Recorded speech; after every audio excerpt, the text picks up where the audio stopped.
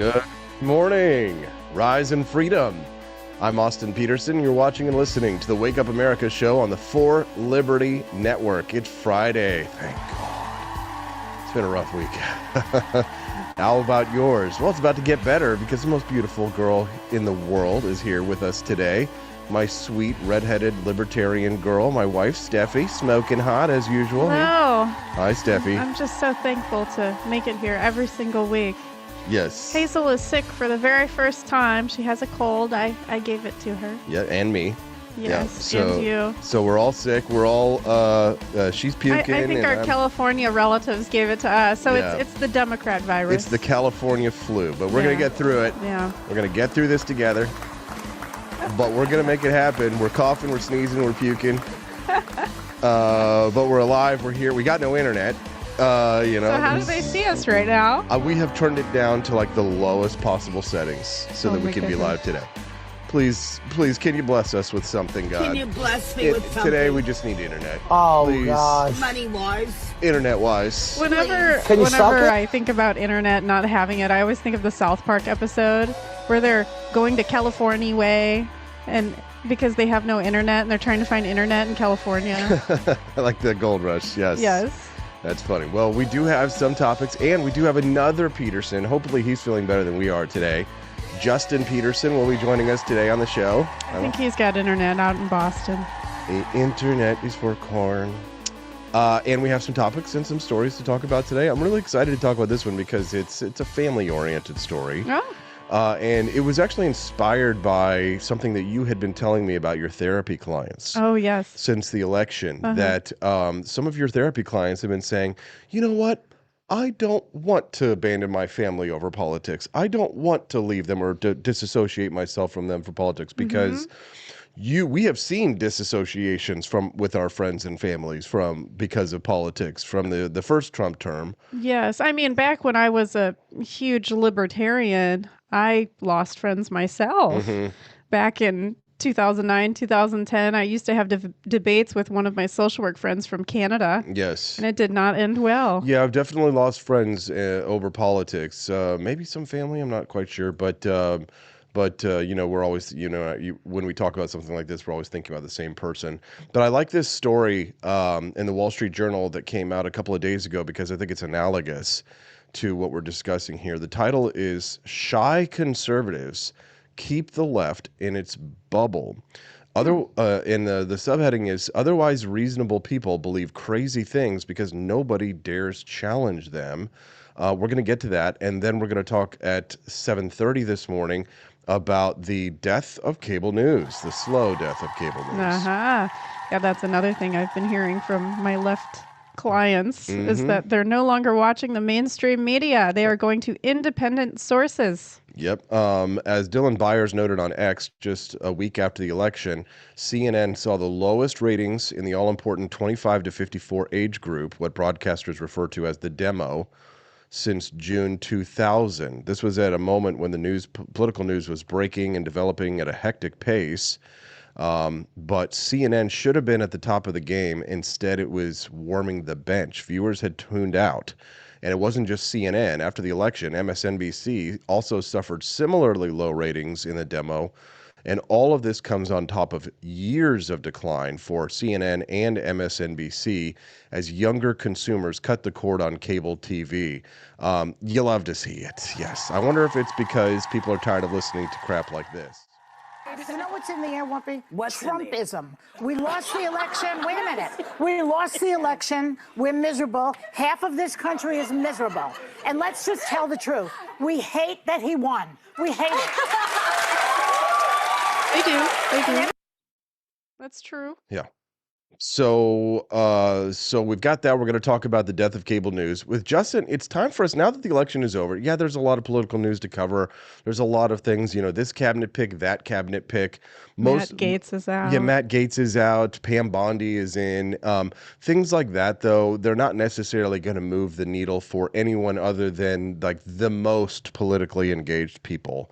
right? It's, the difference between Pam Bondi and Matt Gaetz isn't necessarily going to make a lot of difference for anything other than really super MAGA people, right? But we're a Wake Up America show for all Americans, and it's time for us now to start to get back to some political coverage, but also some fun news stories that aren't necessarily just having fun on the show that isn't necessarily connected to politics. Yeah, more cultural political stuff. Season is just so stressful, and so now we need to decompress, relax, get into Thanksgiving, get into Christmas, take Hanukkah, a breath, New Year's. Right, maybe get a little exercise, right, in between stuff in your face with turkey and ham and whatever it may be. That's right. So we are going to be covering political news, of course, because this is a political news talk show, but we're also going to cover cultural topics and fun topics. So when Justin comes on today, we'll get his take on some of the political news of the day, but we're also going to talk to him about something more fun, which is 10 things that Generation X learned that aren't true. I always forget what generation I am. What is Generation X? So we're millennials, and Okay. my brother, who's 4 years older than me, he is a member of Generation X. Okay. So millennials, the cutoff starts in 1981 and then the generation below us are Zoomers. And then I think the generation below that, I think they call them Generation Alpha. I'm not quite sure. Yeah, I think Hazel's Generation Alpha. She might be. We'll find, we'll look it up. But we're going to speak to Justin this morning a little bit about his generation and how they look at those things. And I'm excited to have Justin on the show today because we don't always get him. He's a busy man. You know what else is happening today? What's that? Our Black Friday deals. So look out on social media, text messaging, emails. If you are subscribed to us, you better be subscribed to us. You will get all of the deals. And these are going through Cyber Monday, you guys. So you are going to be getting a lot of discounts. Right. So we've got a lot of great discounts coming at the shop. Yes.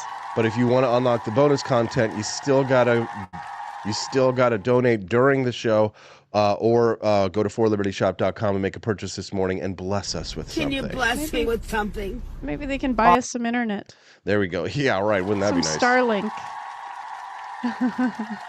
We've got no internet. And we've got no internet. Can everyone see us okay? Are we fuzzy? We're probably a little bit fuzzy. A little fuzzy. You can send us a text at 573-319-1586. Again, the text lines are open. 573-319-1586 is the text line. We'd love to hear your thoughts. 158. Oh, this is the German way of doing that. That's right. 8, 6. How did you know that that's the German way to do it? I don't know. Maybe I'm not Jewish. Let's get to the news. A couple of days after the election, a closeted Republican friend had sent a writer at the Wall Street Journal a compendium of messages and social media posts that he had gathered from some of his left-of-center colleagues. They were pretty wild. One insisted that while all of us needed space to grieve, we had only a few months to prepare for solidly authoritarian rule. That's what they seriously think.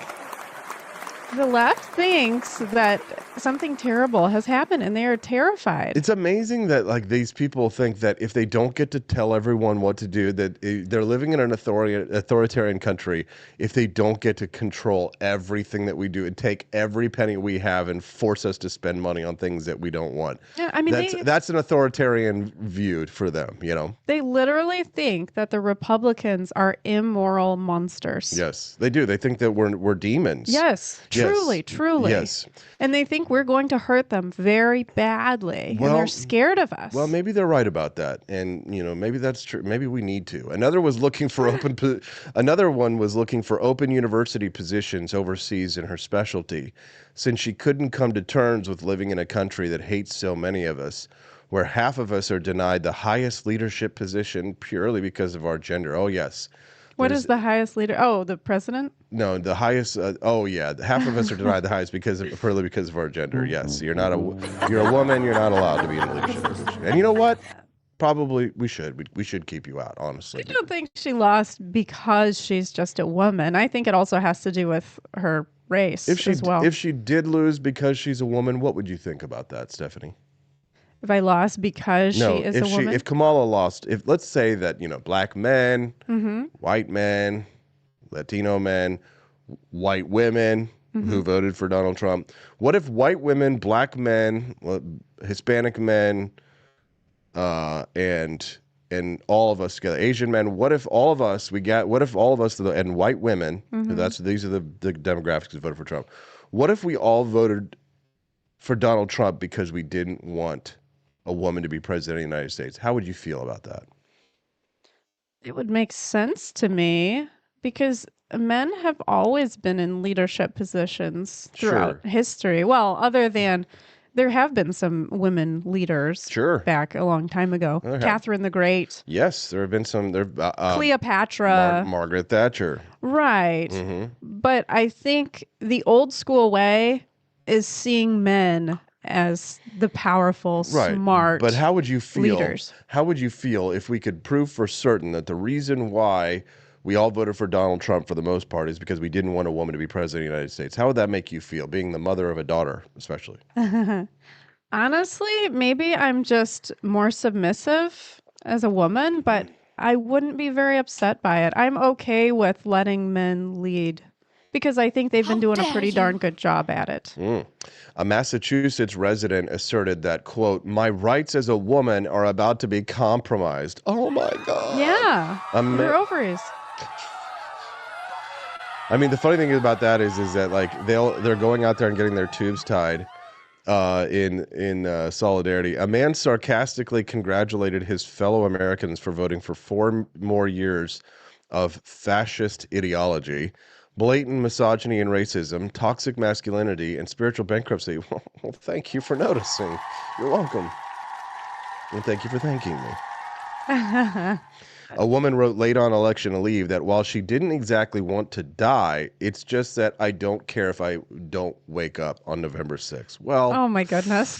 It's a little much. Yes. We don't want you to die. We just want you to go to jail. But if you refuse to go to jail, then we want you to die. No, we're just kidding. This is how you talk, people. Just as the Christians think it's the end of times, the Democrats think it's the end of times now that Trump has come. That's one of the nice things about the Jews is that it's not, they never stand on the corner with the Jew God is coming to punish you all that kind of stuff like that. You never get, there's not always that the end is near kind of stuff is always coming and stuff like that. It's a little more chillaxed. Yeah. It's like have a schmear, a bagel and a schmear. I mean, they believe in the Messiah, but I have no idea when that would come. Yeah, I don't know. It's funny because the thing about a Messiah is that they typically are never recognized in their time. Like it's you. It's definitely not me. But it's even if the Messiah came, do you think people would recognize it? Do you think people would like that person? I mean, probably some would, but most people would be like, kill him. Well, like when Jesus was around in the community, he was a very likable person. He was very kind and giving. So I feel like that person in the world would maybe be seen as an angel. Maybe. An angel to others, someone who really gives of themselves a lot. Now it's, if I could pick anyone to be our savior, it would be Robert F. Kennedy Jr. Oh, no. Oh, no. I think Vivek Ramaswamy should get it over him. There we go. Can you imagine? What if the savior is a Hindu man? Non-leftists wonder if fears such as these are sincerely held or merely performative, right? That's our question, like us, non-leftists. We wonder if these fears, if they actually believe this or if it's more of an act. You know what I mean? It's not an act. You don't think so? When I do therapy with mostly Democrats, and they tell me what their honest feelings are, or at least I think they do, because they have no idea how I fall politically. I just remain unbiased and listen and validate. And so, yeah, I mean, I think they really are terrified of this. And the way that they're responding is they're just trying not to be too engaged in media, social media, the news. They're just trying to stay away from it and just try to make the best of the time they have left in this world. Yes. We're coming for them. We put them in camps. After the COVID tyranny, says Andy Opperman, how can those on the left fear authoritarianism with a straight face? They embraced it, promulgated it, and rejoiced in it. Because they didn't see that as authoritarianism, wearing a mask. They convinced themselves that they wanted to wear a mask. And a lot of these Democrats continue to wear masks and continue to avoid people at grocery stores. So I feel like they don't think they were being controlled. They truly feel in their heart that they wanted these rules. Yes. I went to my Cole County Republican Club last night. They had the meeting with all the people that run the local GOP. It was interesting. They had thank you, Quest, for the $5, brother. Oh, thank you, Quest. $15 towards the goal today. If we hit 100, we'll get that bonus baby out. If we hit 75, we'll unlock the bonus content. Thank you for heading that way. Don't forget, you can go to forlibertyshop.com, buy yourself some delicious holiday coffees at forlibertyshop.com before they go away forever. It was interesting because we were talking a little bit about the main topic of the meeting last night was how do we get young people involved, because the average age at that event last night was, I think, 60, 65 plus. Oh my goodness. I was probably the youngest person there. And it was mostly men, or were there women there too? It was about half and half. Oh, okay. That's pretty good. These days, like, it's more women involved in politics these days than men, especially on the local level. But it was interesting because the first topic they had was how to get young people more involved. And they were like, well, we should have a website. We should have like a blog. Like we should like post things on Facebook and stuff like that. Facebook? No. Yeah. Well, yeah. I didn't have the heart to like, tell everybody what was up and stuff like that. But they were kind of like, let's have a politician come in and give us speeches and stuff. And I was just kind of like, how about debates? And they're kind of like, the funny thing, it's I feel bad because it's like people say that they want change, but they don't really want to do anything about it. Like they know that they need to change, but they really, when it comes time to actually doing anything, like if you actually did things that got more young people in charge, then they wouldn't be in charge. The older people probably wouldn't enjoy themselves as much. They might not like the content of the meetings anymore, and then they won't want to come. Yeah, they'll feel like the meetings will move too quickly, things will be too fast paced, right? And like conflict, which is what would invite people to like get the blood up and stuff like that, is not the kind of thing that old women enjoy. Right? It's not what old women like. Oh, no. Women in general, we don't like conflict. Or openly, we claim we don't like conflict, but really we're very catty behind the scenes. Right. So exactly. Well, yeah. Well, Daniela talks about this concept a lot. Is that women? And I think she talked about this on my show yesterday. Is that women? Because they don't have the same physical strength as a man. Right? They don't do direct confrontation. They do backbiting, backstabbing, and they attack you like through different means and different channels. Yeah, emotionally. We're very we're not strong, and we know it, and so that's where we zing each other emotionally. You're more you're like emotional terrorists essentially. Yes. So if you're just tuning in the Wake Up America show, good morning. I'm Austin Peterson. Misogyny. I'm Austin Peterson. This is my wife, Stephanie Peterson. It's nice to see Steffi here as usual. We're sick. We have our internet is not working well. And baby Hazel is sleeping. Thank goodness. She continues to please mommy and daddy every day. Yes, she does. We love her very much.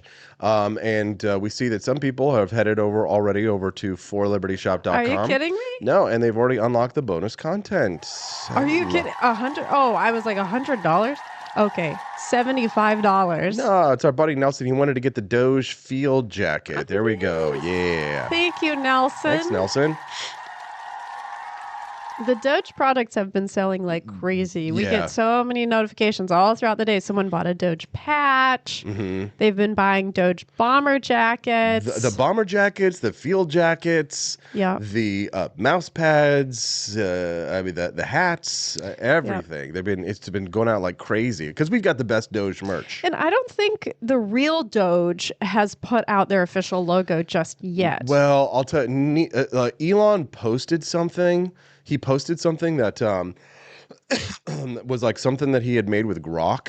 It did not look good. It looked like It a did not look child's good. cartoon. No, you want to see? You know what? Oh, look at this, Cecilia! Check it out. Look at her. She's got Oh her my God. Doge. Did she just send us that photo? She posted her review Oh of my the goodness. hoodie. Ah, Check it out, Cecilia. Cecilia, you're so cute. Yeah, she's awesome. Look at that. So she's got her Department of Government Efficiency hoodie on, her Doge hoodie. I love it. Yeah. I'm really excited for that. And so yeah, get the best Doge merchandise is at forlibertyshop.com. And did you know Gannon, he bought one of your Pulos? I did see that. I'm very touched. Yeah, that was nice. He says, finally I can bring a gun to a pillow fight, and my younger cousin can't complain about it. Cecilia wrote about her Doge hoodie. She says, I wore this week for a work trip. It's been a great conversation starter. It's warm and snuggly and great design. Thank you. The thing I love the most is the reviews that people write. Mm-hmm. You all are not just generic review writers. I You're know. like, this shirt is very comfortable. It came fast. Great job. Yes. Like, people literally go into detail and almost create a short creative story. Yeah, Cecilia has been like our number one shop fan these days, and she writes Yes. great reviews. Yes. But I love the reviews that people read that people write about the coffee, because somebody was like, "This coffee is delicious," and John Adams has a hideous hermaphroditic character. It's- Right. You all are so creative. And I'm very impressed. Yeah, yes, they're great. People's comments, like the reviews page of forlibertyshop.com, are hilarious. So if you guys ever want to get a good laugh, then go over there. That's the one thing I'm terrible at. I'm terrible at writing reviews. Mm-hmm. Oh, you know what's nice too about like these reviews? They're independently verified. Like we don't like have any control over them. We can't delete them. If we did, then we would lose our transparency. So as you can see on our website, the transparency, it shows that we are 100% transparent about every review that we write, even the bad ones. Oh, but we wow. only have 5 bad reviews out of 254. And I think the bad ones are ones that weren't even our fault, or we made it better and the person never updated their review. Yeah, we always strive to fix any problem anybody has. We try and fix it. We're in the top 10% of stores when it comes to reviews. We have platinum transparency, and all our reviews are independently verified by a third party. So so 238 5-star reviews on our website. That's amazing. That means we're doing something right. And honestly, when people do send things back to us, usually it's because it's the wrong size, they needed another size, or they just generally Just didn't want it. Yeah, even though it was exactly as described. Yeah. But yet they're just like, yeah, I didn't want it.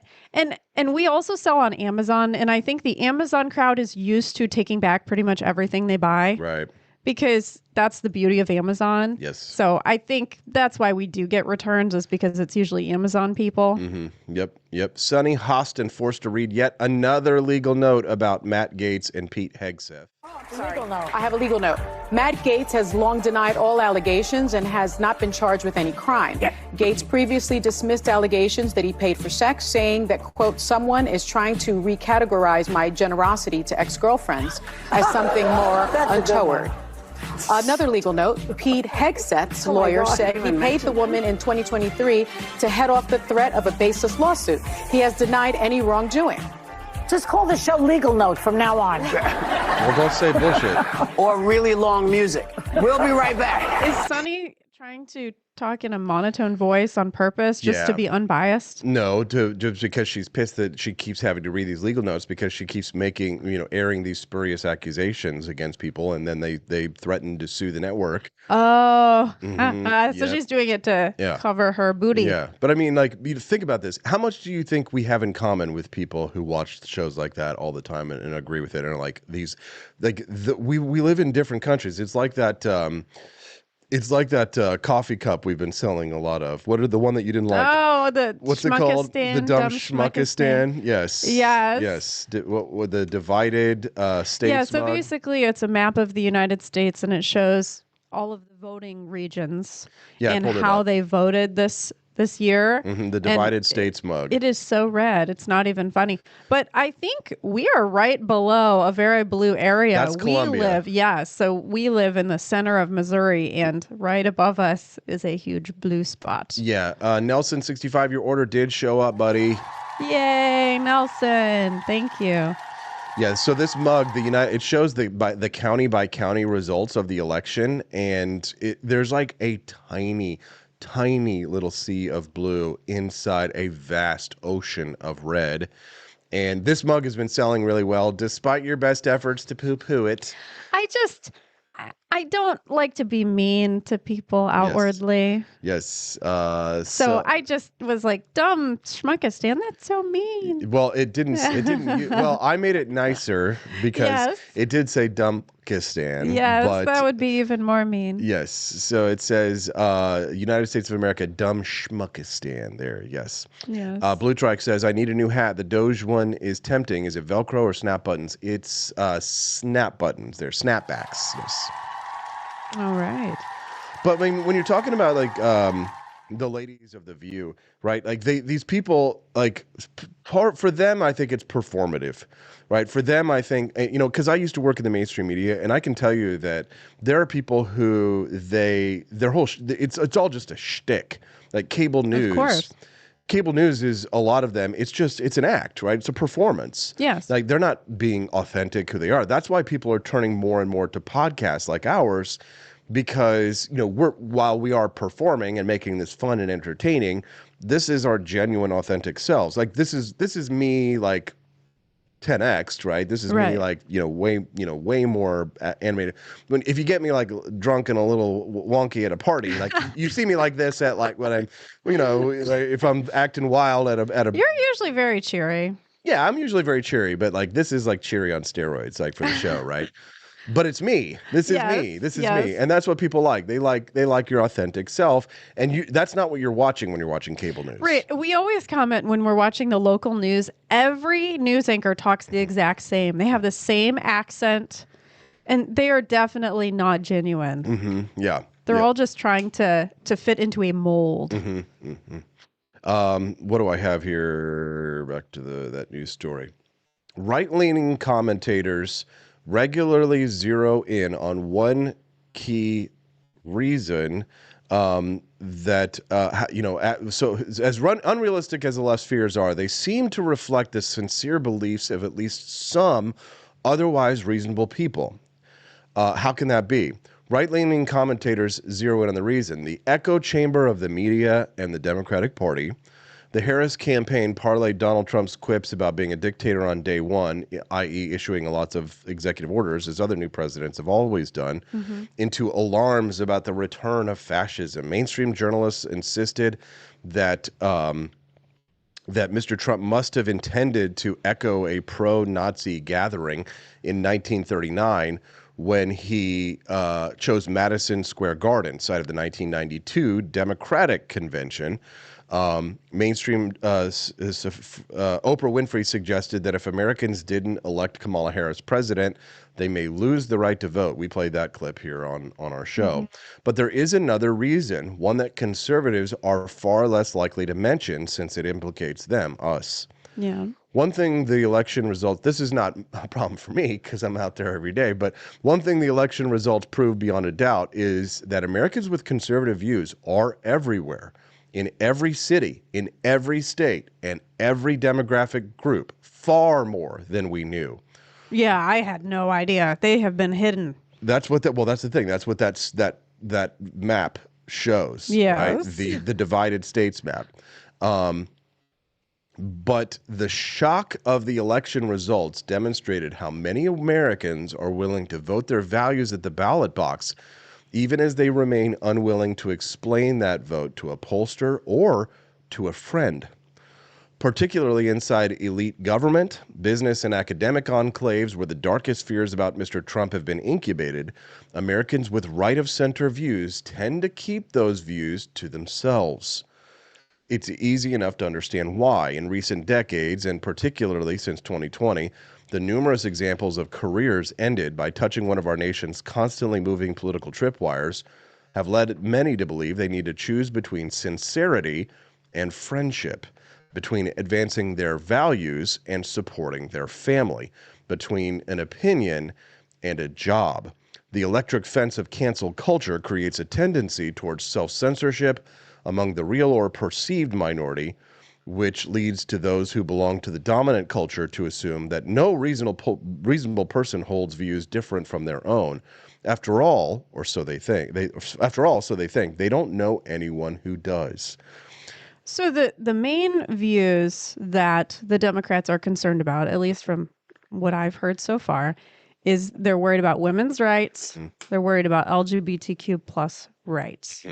So those are the main things they're concerned about. And they're saying we're not as worried about the grocery store bill. We're more worried about losing our rights. So are those things legit? Based on that video that I saw from Trump not too long ago, where he was talking about the LGBTQ plus community, specifically the trans people, and how he's just like basically saying, you know, you will not be able to have care for children who are trans anymore. And it even seemed like he was going to cut down on adult care for transgender individuals. So messages like that is just verifying what the Democrats are already fearing.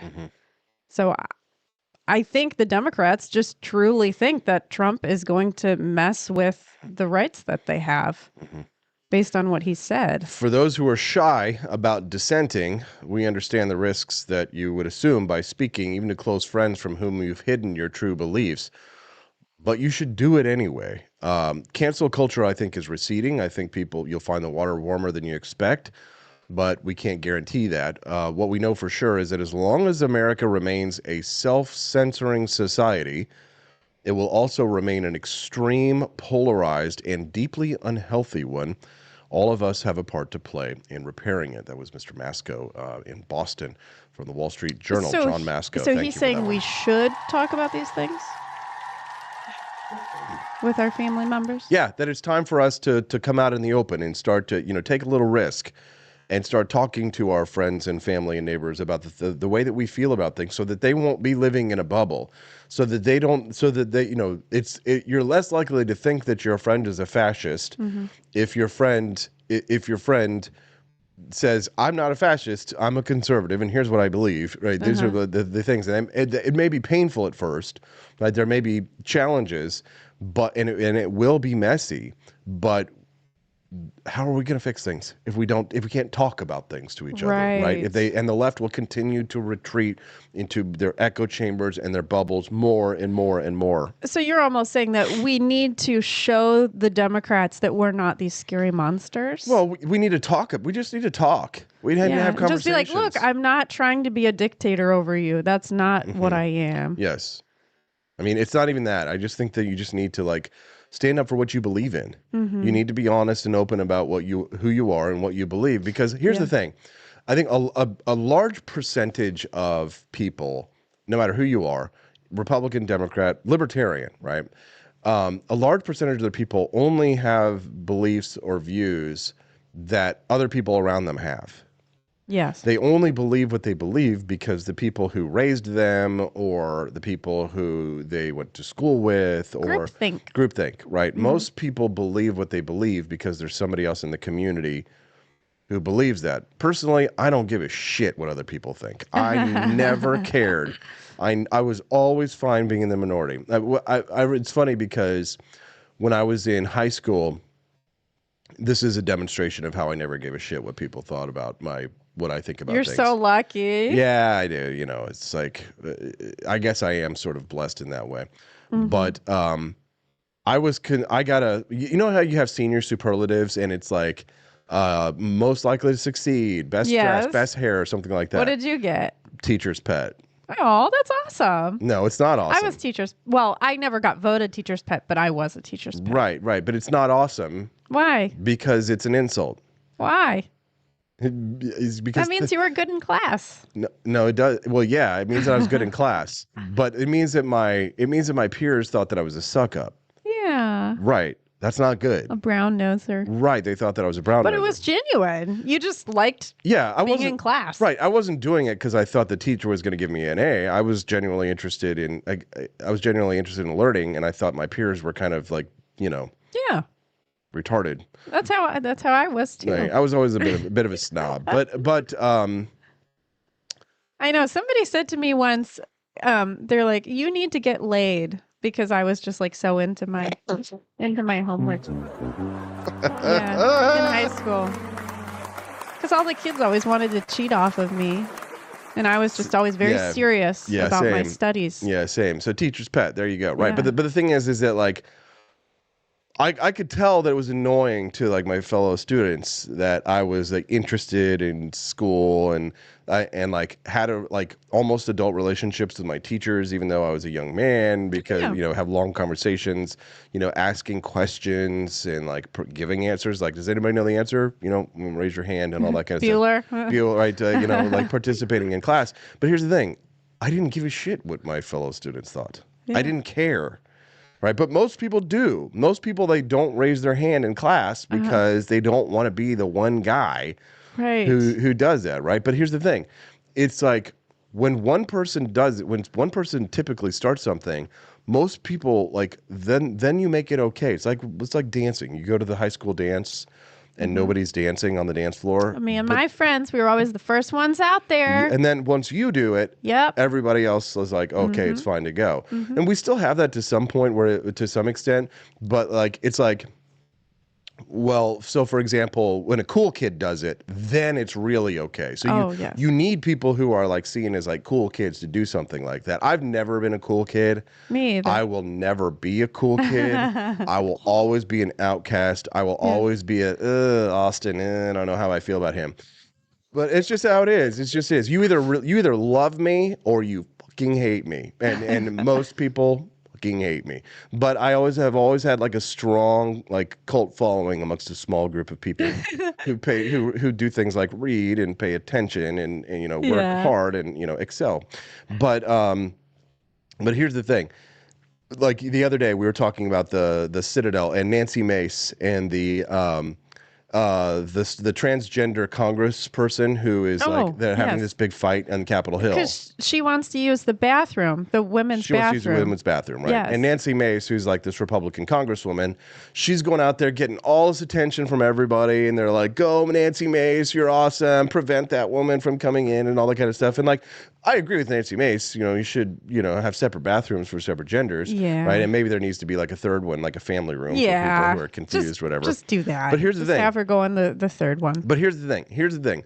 So before it was cool, I was saying, here's the problem. Nancy Mace invaded male spaces.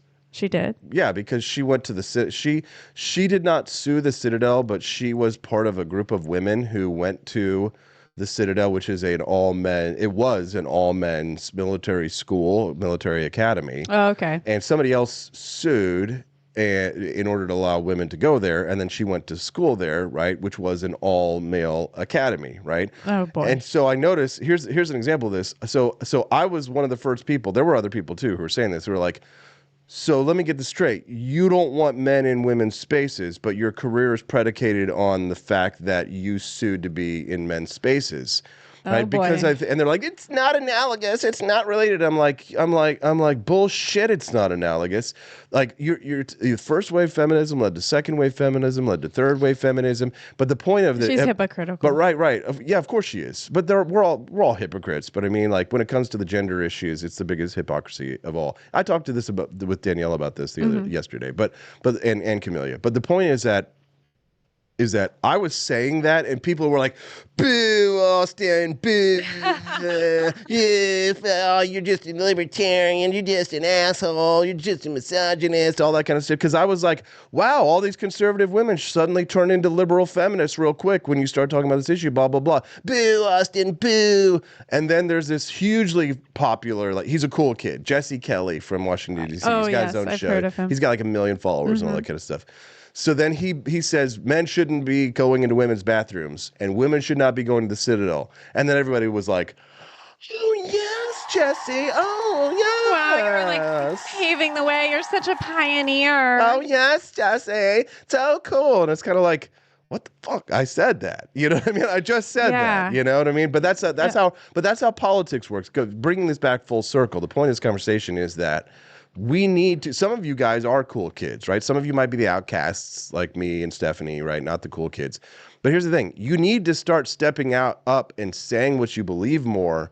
You need to start, because if we want the politics will only change when the culture changes. So we've got to stop being afraid and fearing cancellation and fearing, that our friends and neighbors are going to abandon and all this stuff. Because if we're not brave enough to talk about things, we always we need to be brave, we need to have courage. Well, without the fear of loss, without the potential of sacrifice, then you're not really brave. You're not being courageous. There has to be something on the line for you to be brave, for you to be courageous. There has to be a risk involved. You're not brave when you're doing something for which there is no risk, and which everyone is doing. It's kind of like that old Thomas Paine quote, like the summer soldiers and the summershine patriots will shrink in their duty. But then, when the Mark Twain quote where he says that in a time of change, the patriot is a rare man, scorned for what he believes. But then when his cause succeeds, everyone joins him, because then it costs nothing to be a patriot. Oh, of course. I think people should talk about how they feel, but I don't recommend getting into debates and heated yelling matches, because that never goes well. It didn't go well for me back in my libertarian days. Yep. I think the thing that will go well is just saying how you feel, allowing the other person to say how they feel, respect the other person and say, okay, I could see that viewpoint. And just have a very respectful exchange. And I think that's probably the best way to go about it. Listen, learn. Yeah. Don't focus on winning, because you're not going to win. Yeah, it's tough in these discussions. It's tough. We things will sometimes get heated. Things will sometimes escalate. Yeah. But we need to start having these conversations so that our friends and our family members don't think that we're literal Hitler. So Right. So bring this back full circle, even to you and what you were telling me about your clients.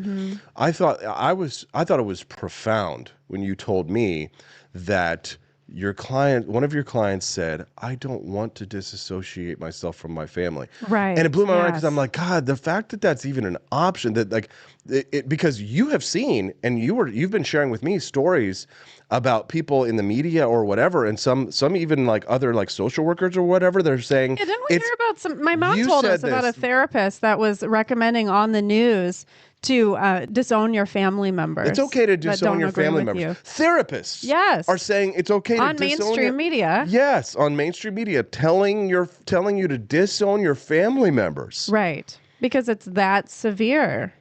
They're saying your family members are bad. They're evil. You should not be near them. This is why I view your industry with great skepticism, Stephanie. Oh, yeah. So what most of my clients are doing is they're just avoiding the subject altogether at their family dinners coming up for Thanksgiving and Christmas. Yeah. Some of them have a rule, no politics are going to be discussed. That I did. I think we got to break that rule. And others, they're just setting boundaries. So like if they see someone talking about race and they're offended by it, they just walk out of the room, leave. They don't engage. That's not good. But I think we don't want all these crying liberals that we see on TikTok. We don't want to see those kinds of emotional reactions. So I think for now, until they learn how to emotionally regulate, I think it's okay just to set boundaries. No, I'm a big believer. Just walk away. No, that's not what I think. Decompress. No, I really believe in exposure therapy. Yeah. That's when it comes to therapy options, things like that. I really think that exposure therapy is what I think is the most effective method. That's what I've seen. It is in small doses. I believe in exposure therapy also, but it has to be in little increments, little steps. Yes. So maybe first discuss an issue that's not super serious Yes. to the person that you're talking to.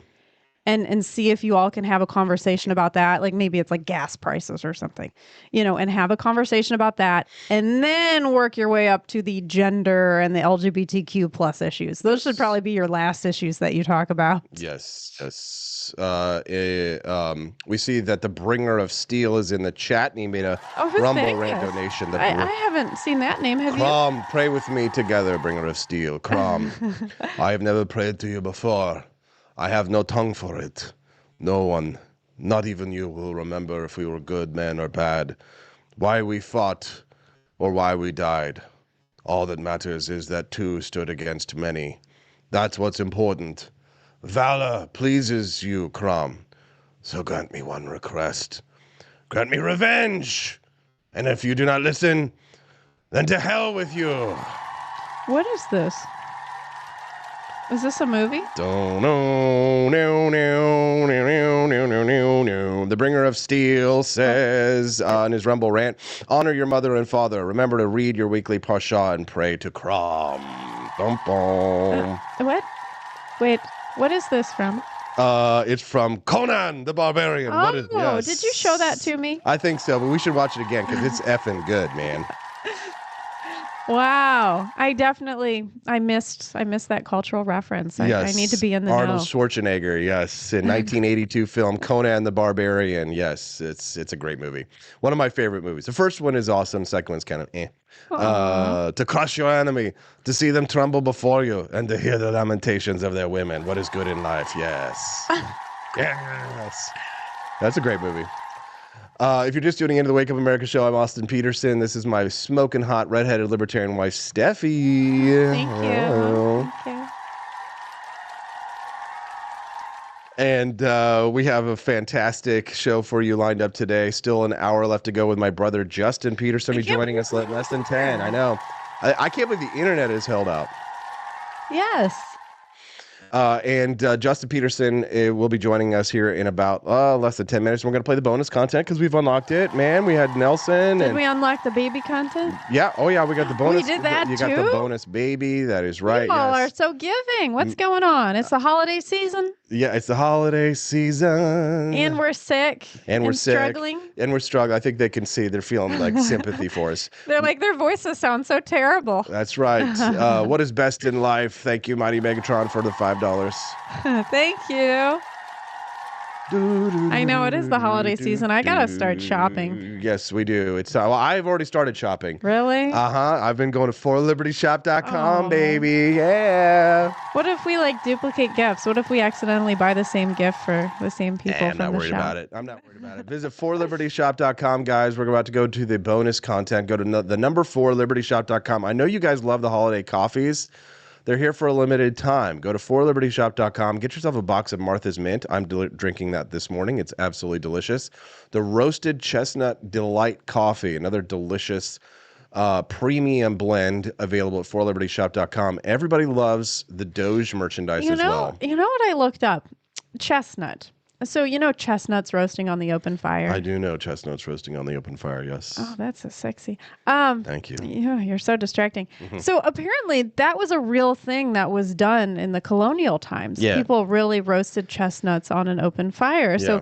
So our coffee is basically sharing that little part of history about chestnuts. There's some Christmas lore about somebody who put chestnuts on an open fire, and the chestnuts, if you don't crack them first, then they will explode. Oh, that's funny. I'm pretty sure that somebody in the 1960s heard the song and then put the chestnuts over their fire, and then it's burned their house down.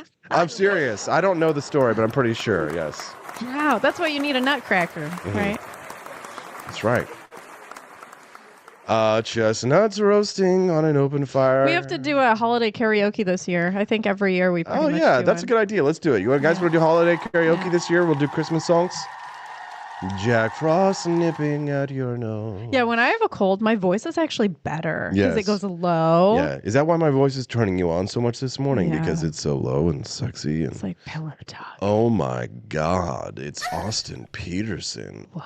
Austin Wade Peterson. Coming up next, Justin Jurgen Peterson. He's Jurgen his jerkin. His jerkin is Oh Jurgen. no! Tickle, pickle, tickle, tickle my pickle. We'll be right back with Justin Peterson. It's Freedom Family Friday on the Wake Up America show on the 4 Liberty Network.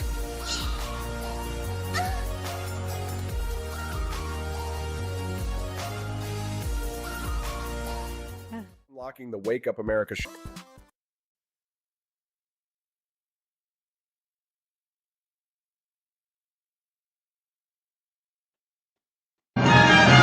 What the hell with you? Good morning.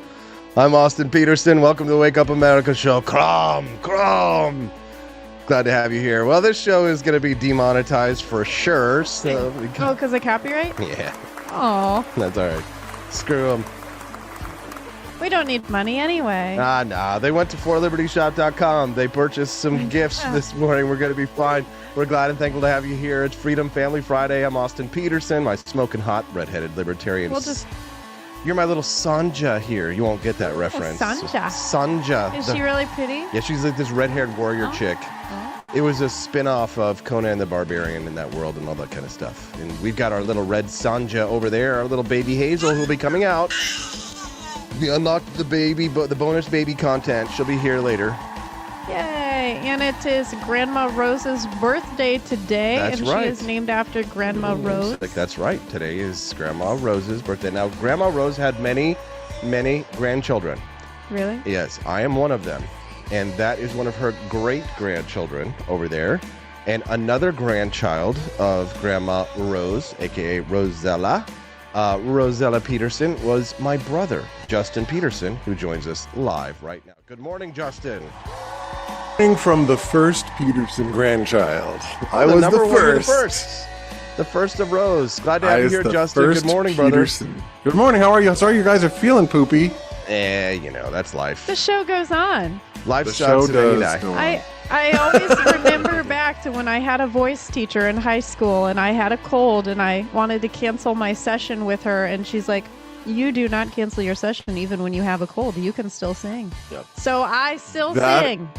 That is so funny because I would tell those MRFers to stay home because I'm like, I don't want you getting me sick because I have to sit with other people and, teach them voice lessons. So I'm not going to be the locus of viral loading on other people. Yes. You're just fear mongering. Exactly. Yes. But many other loads will be delivered. Do not come. Oh, Do not come. I'm gonna come. Oh my gosh. People are like, somebody said the other day, they're like, is this like the Howard Stern show now at this point? Yes. talking about talking to your family and expressing yourself. Yes, Exactly. we talk about Oh. very deep topics. Yes. Deep. What were you going to say, Justin? No, I was just going to say I was trying to figure out the context of the Schwarzenegger clip. What's the context? Because this guy in the chat, his name's Steelbringer, he had made a $5 donation to us. And so I was thinking, whenever I think about Bringer of Steel, I was thinking about Conan the Barbarian, right? So that's why we did the Crom. So a real friend of freedom there, Arnold Schwarzenegger.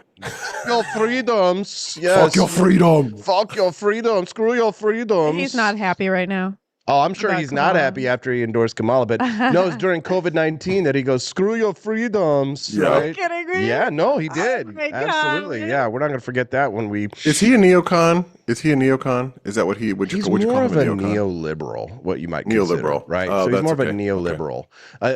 Neoconservatives at least have they still have like some conservative views, right? Some socially conservative views, but he's more of a neoliberal, right? Which is it's an interesting and long conversation, but Still in the yes. commie tree.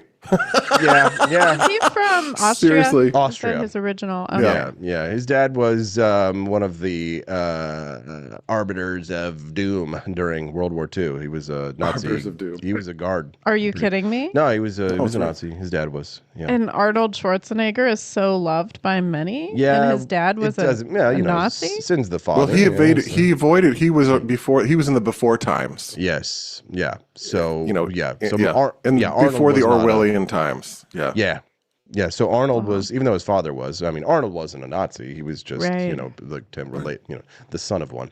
Sins of the father. Sins of the father, exactly. Well, we're all children of slave owners, so There you go. You know. Exactly. I get it. Justin, we're talking this morning about family ties. We're talking about relationships, and I love that show. What would we do, baby, without us? us? La, la, la, la. What would we do, baby? Alex P. Keaton would be very happy right now with Donald Trump winning, I'm sure. Ironically, the girl who played his sister, Justine Bateman, who has been speaking out a lot lately about like the death of woke. But Justin, what we were talking about this morning is that, and this is what sparked this conversation, is that like the left living in an echo chamber because so many people have been afraid to speak out what they really believe. Like we have been the silent majority for some time, and what this election revealed is that there are more of us than there are of them, and that we need to stop being afraid to talk about what we believe, because without courage, without bravery, without even the abilities, with all of the self-censoring that's going on, Justin, has led us to this point of this alienation from each other. Yeah. And my thing with all of these conversations is one of the things I learned from Peter Boghossian, who is one of my sort of intellectual heroes currently, is instilling doubt. Like when someone points out something, it's not that you're trying to fight them on their point per se. I'm trying to find like strategies of war when it comes to conversations with people. Interesting. Yeah, well, I mean, really, because you have to play smarter than the other side. And when you're having these conversations, you have to be able to enter into them with grace and knowing what your views are, but not coming into attack, because when a person goes into defense mode, they're not going to listen to what you have to say. But if you can, what Peter offers is, can you instill doubt? Is there a way that you can open the door of doubt? Because if you can get someone to doubt, you've basically opened them up mentally to consider another viewpoint, And another question that I love to ask about these kinds of things when people silo is, before you even have the conversation with somebody, to ask them, is there any evidence that you would require, or what evidence would you require to change your opinion on this? Like, what kinds of evidence would you require? And if the person says nothing, then you're not going to be able to deal with, then they're done. Like, you don't have the conversation, because they're already admitting to you up front that nothing you say or present to them is going to convince them that they're wrong. So they're closed off. They're I think he calls it doxastically closed is his term for it. There's just no way to get in there. There's no way to get in there. But coming back to this siloing thing, I don't know if you're following them all going over on Blue Sky. Yeah. Are you following the new Twitter? We are, but maybe our audience might not know. So what's the story, Justin? Well, so Blue Sky evidently is this alternate to Twitter that has existed now. And so now, since post-election, a lot of the people on the left are fleeing from X and going over on Blue Sky to sort of, again, to do what? To silo themselves. And it's not that they're upset that they can't say what they want to say. They're upset that you get to say what you want to say. That's why they're leaving. They're not leaving because they can't say something. They're leaving because you can. And one of the things that came up on my feed this week was that they're getting 300 reports an hour on that app. So what's going on there is a kind of an ideological purity spiral, right? Where there's like, that's what happens in any fundamentalist or cult belief, right? Where they're trying to purify out the wrong thinkers. So they're all reporting on each other. And even Mark Cuban, I think, went in the past 48 hours or so and was like, hey guys, shouldn't we want to hear both sides? And like everyone's dogpiling on him and everything. So, my argument has always been, Austin, about this stuff is that if you can't debate your ideas, if you cannot put your views up to scrutiny, there's no reason that anyone should have to listen to what you have to say. Like if you can't defend what you're going to say, no one is under what like Carl Sagan used to say, what can be asserted without evidence can be dismissed without evidence. I don't have to listen to what you have to say because you won't defend it. You won't show me that why you believe what you believe.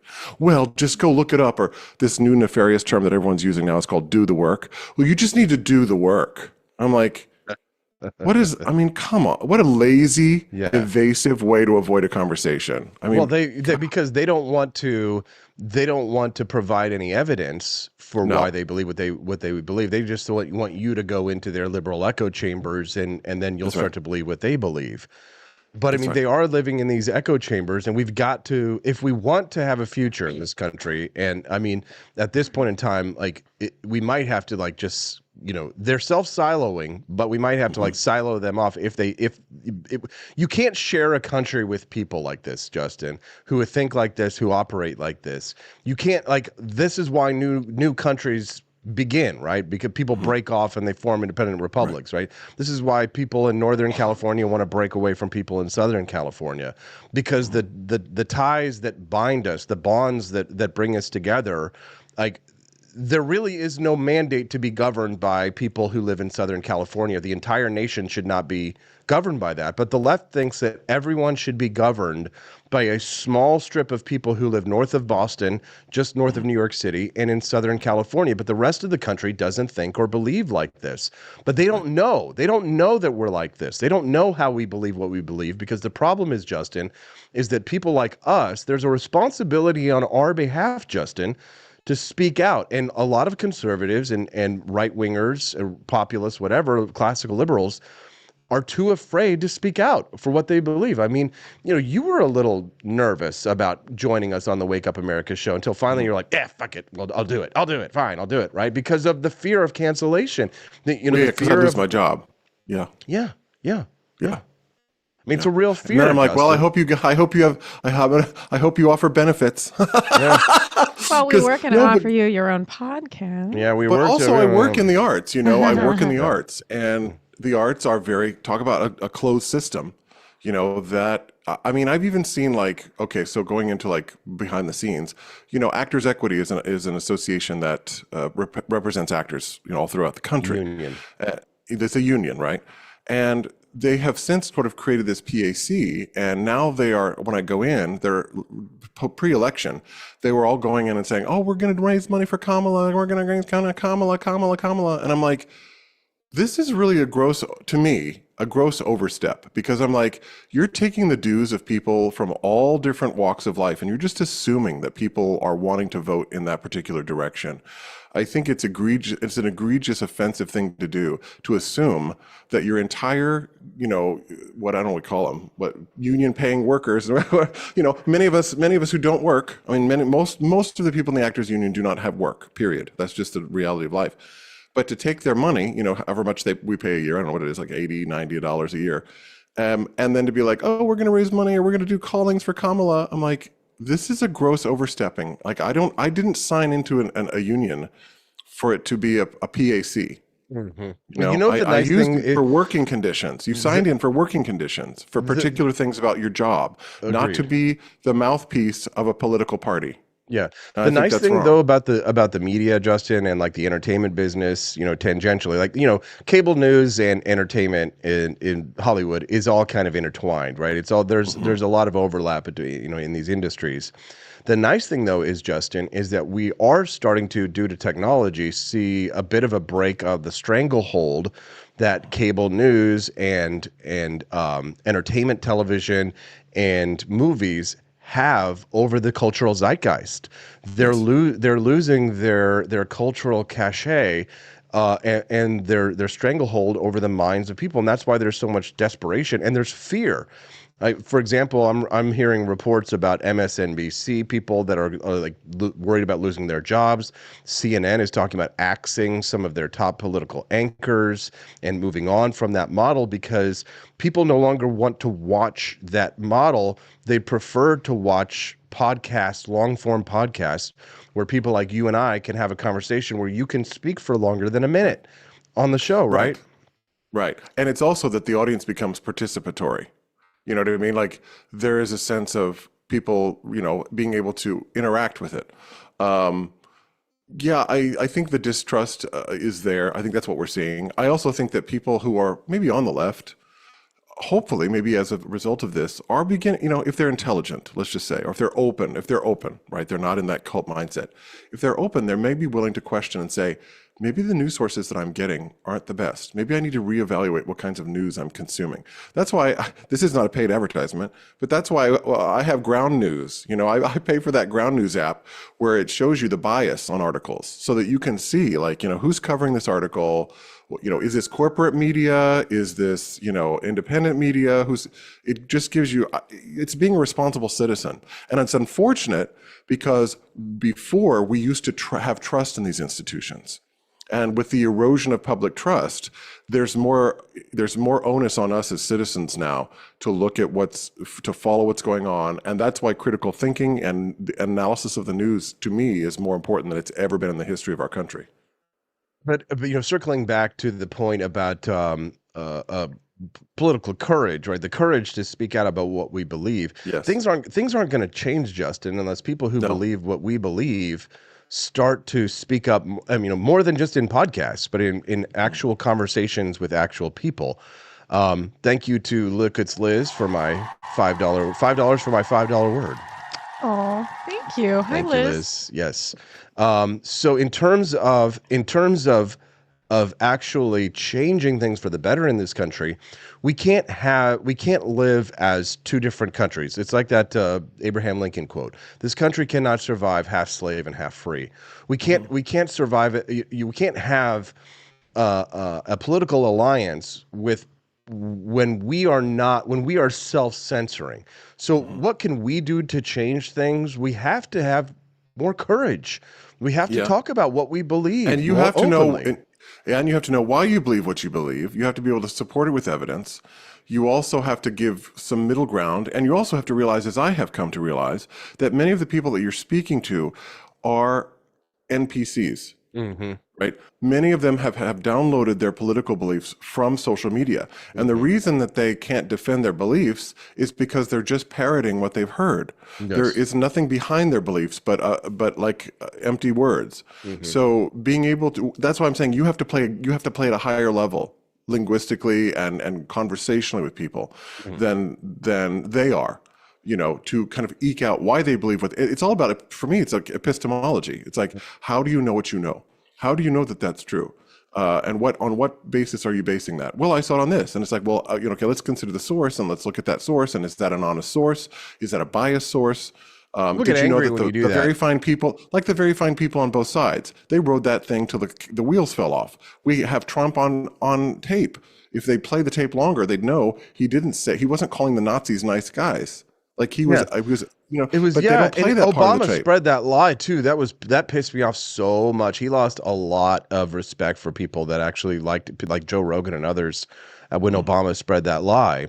I'm getting a compliment in the chat. I'm going to read it out loud. Yesterday, AP was running his board, chatting in the chat room, running an interview, and tending the cash register at the For Liberty shop. Yes, I was. Who said that? Sign of Jonah. Oh, thank you, Sign of Jonah. I'm glad you like my husband. I like him too. Yes. Justin, you and my father are the people who have known me the longest, my entire life. You've known me more than anybody. My superpower has always been not giving a shit what other people think about me. But that is not a superpower that most people have. But how do we make it less of a superpower and more of a regular power that regular people have? How do we empower people to be able to say what they want, what they believe? Because we're talking about like a psychology here. Because Stephanie and I earlier were talking about this in the context of groupthink. Right? Most people believe what they believe because other people around them believe it, right? Yes. So like people are conditioned to have these beliefs. They listen to Barack Obama, right? Go ahead. Go ahead. Yeah.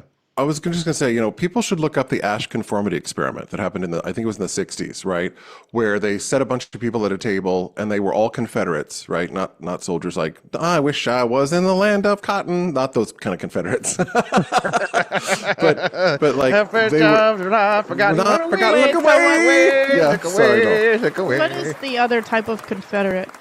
Like a group of a a confederacy false- is like a group of like a loose confederation of people that a gather. gathering. But also gathering, a confederate- loosely- an- not Okay. not I- confederate in a federated. group. Okay. Federated would be Right, a but- formal alliance, right? Right, but like okay. a confederate in a group of people is the poser. Right. Right? They're the fake one. So they had like, I don't know, maybe 5 Confederate people sit in a row with the real person at the end, right? So the person who was actually the subject was at the end. And they would show them these lines. So they'd show them these parallel lines. And they would have to say, well, this line is long as that line. And it was blatantly in front of their face, right? That all of these people, they would start at the top of the line and say, oh yeah, this line is longer.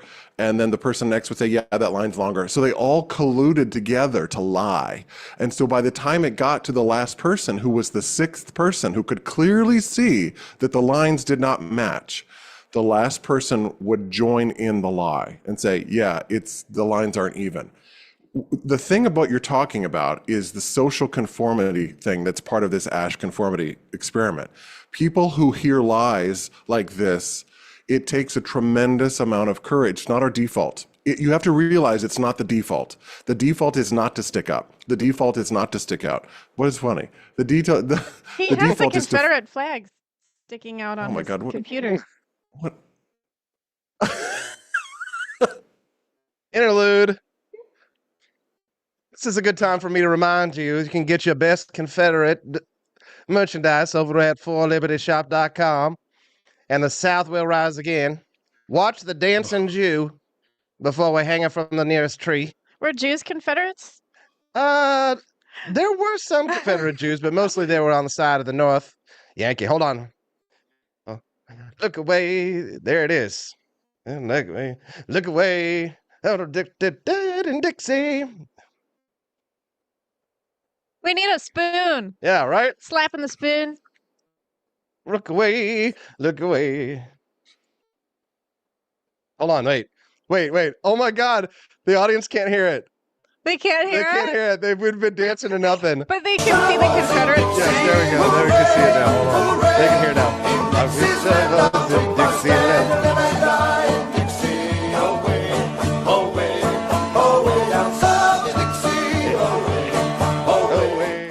Away down south in Dixie. Yes. That's hilarious. They couldn't hear it the whole time. Anyway, sorry for that interlude. A good reminder to go to forlibertyshop.com. All right, go ahead. I don't even know what to do at this point. I'm Oh, just you're sort of in talking a about state all of... the lines and how the people were like, "Oh yeah, the lines are not the same." Yeah. And Go Yeah, ahead, well, Justin. yeah. I mean, it's not the norm to speak out or to argue. It's not the norm because we Yes. want to keep, because social cohesion actually for a lot of people is more important. So what can you do? Like I said earlier, like just try to instill doubt. I mean, that's the best way you can start the conversation. But it's also annoying. Like I said, is this person open to? We waste a lot of time trying to argue with people who can't be argued with or won't even debate. I mean, this is the thing I see a lot on the left. They won't debate you at all. Not at all. They'll just run and turn tail and run away. I don't know if you saw that Elon Musk interview with the BBC where he was asking, do you see more offensive content on X? And the guy's like, yes, but then he couldn't name a single post, right? And then of course at the end he had to run away. He's like, oh no, well let's change the topic. Let's go somewhere else. Let's talk about something else. So you have to almost be a ninja in elocution, and not only elocution, that's different, but like interaction in speaking with other people. I mean, you have to be better than they are. You have to be able to speak better than they do. And that's the challenge. That's what we need. I mean, I always say we need a return to critical thinking, reason and rationality, which are objectively classical liberal values. We live in an objective reality. But you see, the problem is that the people who are very far left, they don't live in objective reality. They believe that they live in my reality or my truth or my lived experience. They don't believe that they live in the world with the rest of us. And that's why we're so at odds with each other. You're either living in reality or you're not. And I want to live in reality. And I know, That's my Austin, thing. you were asking about how can we make people feel more comfortable to talk to each other. I think ultimately, like you said, we care what people think. And so I think it's all about people are self-conscious. They don't have confidence. They don't believe in themselves. And so they bring that self-conscious mindset to any conversation. When I remember, That's why they get all defensive. I've run social experiments in my life as growing up to try and determine if I could change the outcome of my relationship goal by changing my behavior, and frequently I found that was the case.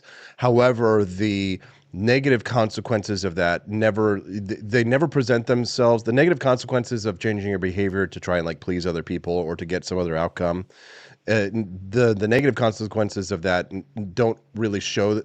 doesn't show itself until you change your behavior. So like I can think of two examples of this. One is that I got tired of sticking out like a sore thumb among my peers. I got tired of like kind of being, of constantly like when you're a different shape, right? They always try and force you into the hole, right? Question you. Why aren't you doing this? It's exhausting, because it's just easier to fit in and conform. Oh, it is. But what I found was what was interesting was that when I started to kind of like, okay, I'm just going to shut up. I'm just going to not say what I think. I'm just going to go along and get along just to try and get along with people and stuff like that. It didn't necessarily improve my relationships with these people, right? It didn't necessarily, because then what I noticed too was that by not standing up for what you believe in, by not fighting, the inverse of that would be people started thinking they could take advantage of you.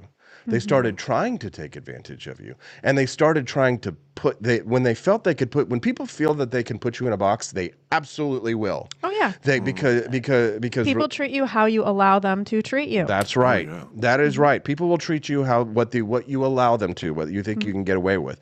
And what I realized was that by being more confrontational, when I see a problem, that I immediately attack it, right? Like a pit bull. Yeah.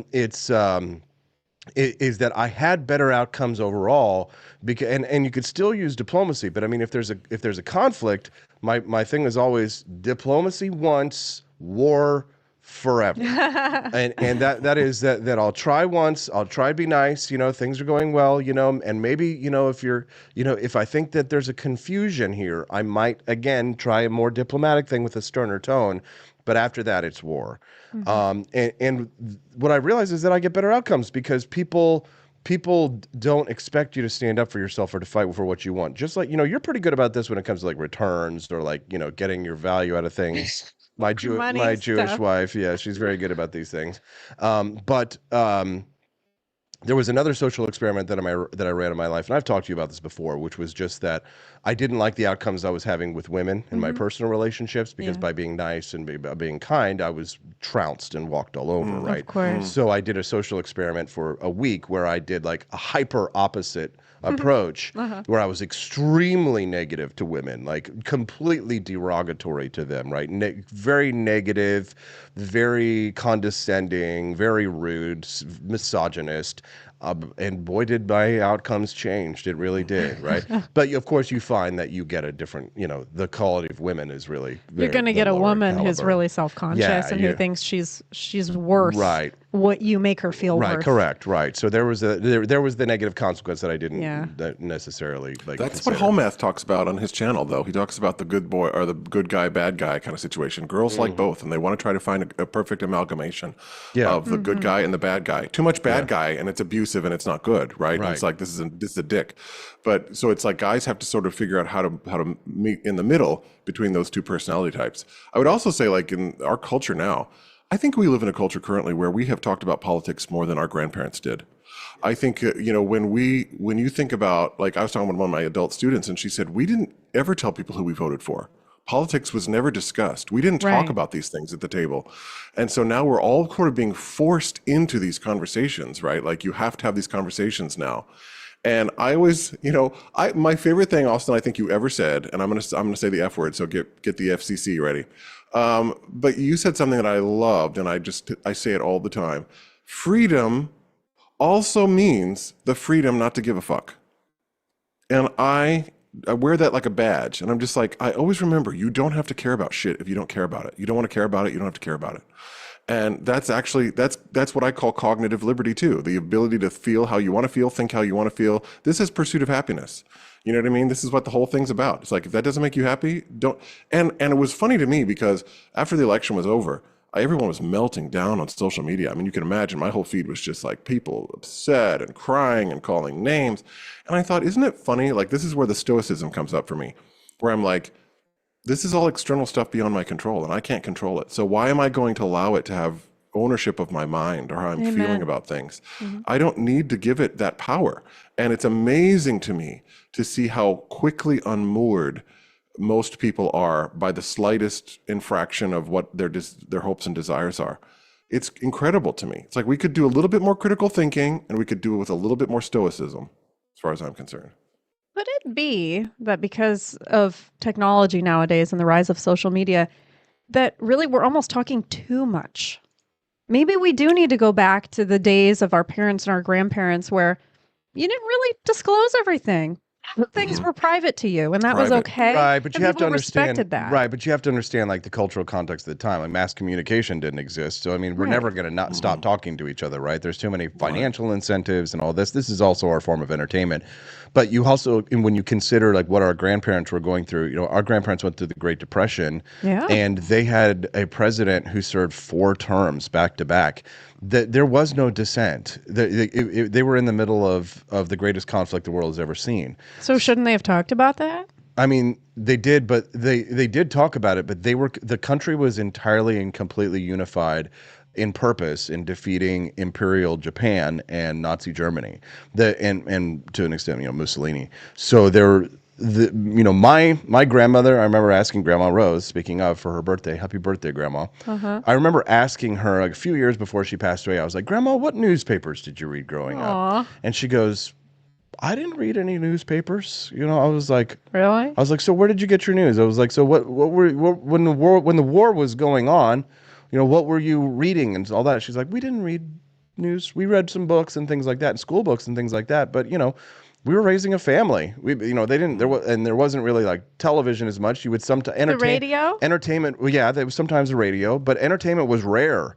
It's, you know, you didn't just sit in the doctor's office and pull up YouTube and watch a clip. You just sat there in silence or talked to your family And or the read the person books who was and right there. magazines on the table. If they had any. Otherwise, you didn't. So I mean, so much has changed that it's some things are inextricable, and I think political conversations are now inextricable because now that our country is no longer united in purpose, probably the only thing that would ever unite the country in purpose would be another world war.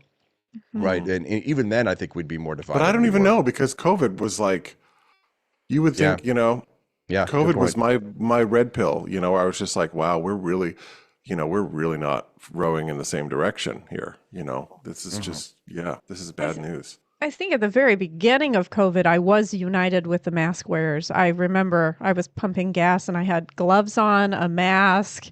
I was terrified. So I think when I was at my spike fear amount, I was definitely one with the Democrats. Yeah, no, I wasn't like one with the Democrats. I was afraid. Yes. Like I was nervous. You know, we were you know, we have a senior citizen father, right? We've got a little nephew and things like that. Of course, this is before Hazel is born, and I was concerned. I was deeply concerned. I remember that, you know, because the tyranny. I was never with the Democrats on the tyranny, because the tyranny of Michigan was so egregious compared to Missouri. You and I had just started dating, and I said, you just need to move here to Missouri, get away, run.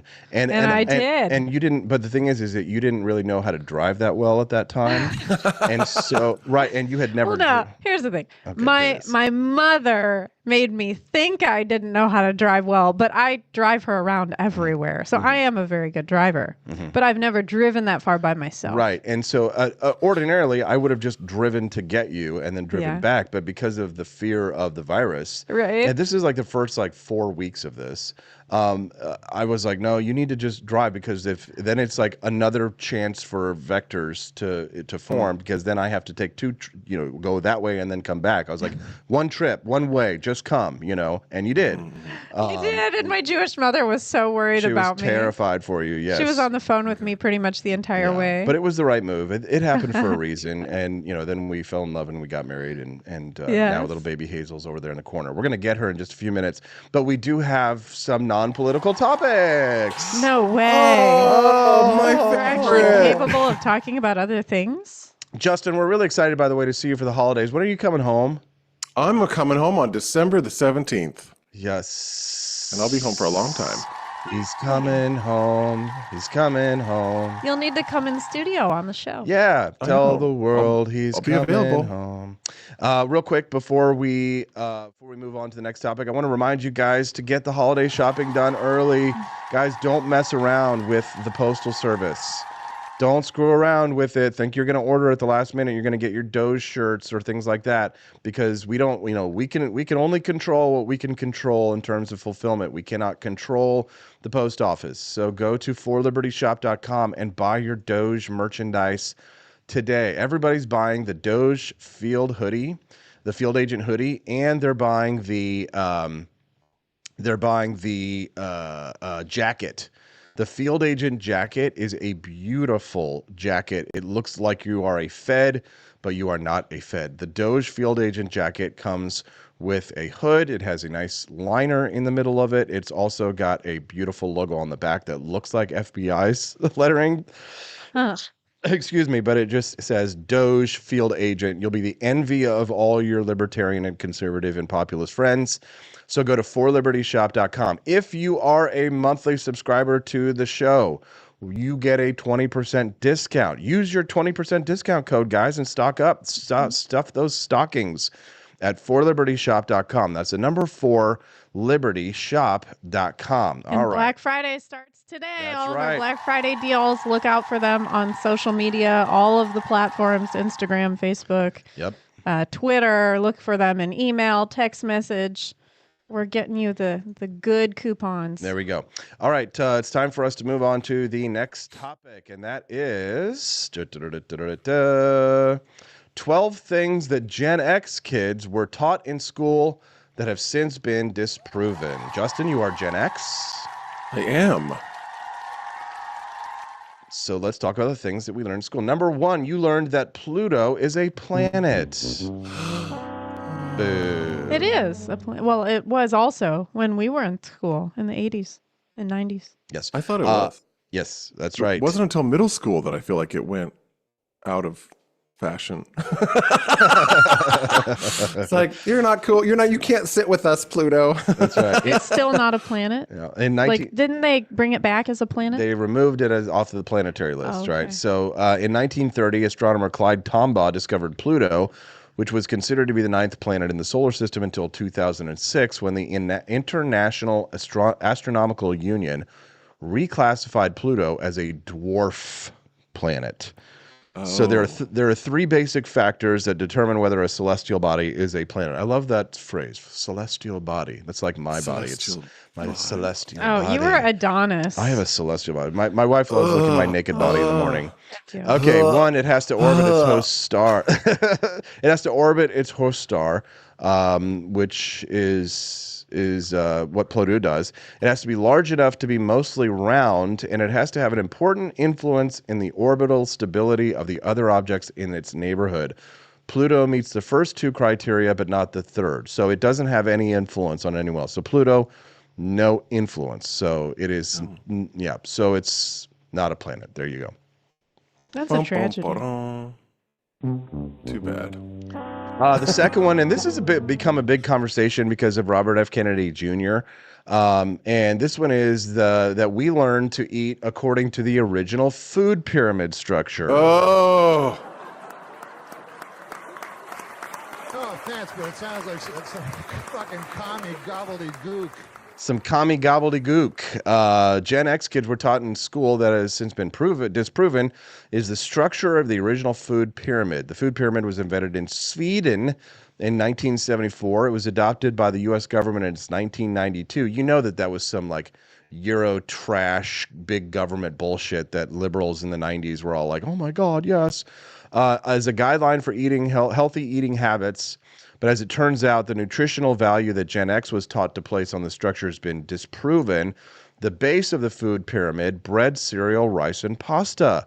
The Department of Agriculture amended 6 to 11 servings of grains. Jesus, that's a lot. Oh, thank you. I would love that. No, I would too. It's delicious. But 3 to 5 servings of vegetables, 2 to 4 of fruit. Proteins occupied a small section of the food pyramid. Milk, yogurt, and cheese, 2 to 3 servings, along with the meat, poultry, fish, dry beans, eggs, and nuts groups. At the tippy top of the pyramid were fats, oils, and sweets, which were labeled use sparingly, which still I think applies today. Justin, your take, Stephanie, whatever. Somehow. I mean, I recommend that everybody read anything by Gary Taubes, Taubes, and he talks a lot about this food pyramid. And, it's basically upside down. And I recall that a lot of the reasoning behind the excessive amount of grains was because it was paid for by what? The grain lobbies in the United States who paid for that because they wanted people eating all that stuff. Yeah, I mean, if you eat 6 to 11 servings of that much of carbohydrate a day, you're going to put on massive amounts of weight. Massive amounts of weight. Because what is a carbohydrate? It's literally sugar and water. It's meaning hydrate, water. And that's why when you lose weight, you start to lose weight, you lose water weight first, because that's what all those carbs are doing. They're just holding water in your body. What does the pyramid look like now? Are we able to look it up online? Well, we don't use it. We don't use the food pyramid anymore? Not anymore. Oh, Yeah. I thought we still do. I thought we just rearranged the food.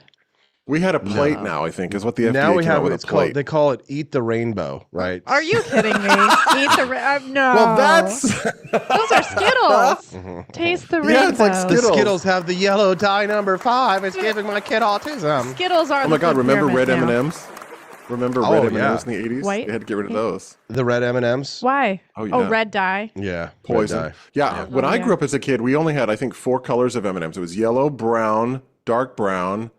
There was no green. There was no. It was like there was no coloring on them. Now, I remember this one, and I actually think this is probably still true for a majority of the population, but Gen X kids learned that humans only use 10% of our brains. Oh, yeah, that's bull crap. Oh, I don't remember the fact that I learned, but how much do we use of our brain? All of it. Neuroscience. Yeah. Neuroscientists now use tools like PET, positron emission tomography scans, and fMRIs, functional magnetic resonance, to create images and track activity in living functioning brains. These newer technologies show that the whole brain is active, even when they're sleeping. Our brains are always up to something. They regulate, monitor, sense, and interpret information. They reason, they plan, and they act. Even people with degenerative disorders like Alzheimer's and Parkinson's use more than 10% of their brains. So while Gen X kids learned that 90% of our brains are turned off at all times, modern brain mapping has debunked that particular myth. Why did we think that in the first place, that we only use 10% of our brains? Why did they teach that to us? I have no idea. I don't know. It was like an old wives' tale or something. Yeah, that's what I thought it was a lot like an urban legend. Well, maybe back in that time, imaging was really limited. And so maybe we only saw certain parts of the brain lighting up.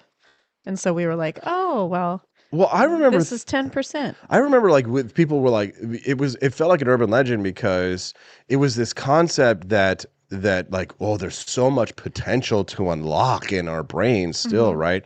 So I just did a quick search for it. Here's what I see for where it possibly came from. In the late 19th and early 20th centuries, so that's 1800s to 1900s. There was no imaging. Researchers observed that much of the brain's structure wasn't well understood or seemed silent because it didn't correspond to easily identifiable functions. Wilder Penfield's work in the 1930s and 40s, mapping the brain's motor and sensory regions, showed that direct stimulation produced no obvious effects, contributing to the idea that regions were unused. There were also a lot of experts who were misquoted. And then there was pop culture amplification. The myth was spread through books, media, movies, and then at Raypeck High School in 1998. You know what I mean? So yeah, thoroughly debunked. Gen Xers learned it. It's not true. I remember learning this. People only have 5 senses. Oh. Okay. Yeah. Taste, smell, hearing, seeing. Touch. Oh, did you say touch? I don't think I did yet. Okay, so that's 5. Yep. So the other one, is it spiritual? Like some sort of No. ESP. okay. I got the ESPN. I love Stephanie. I think it's something about God, believing in a higher power. Is that a sense?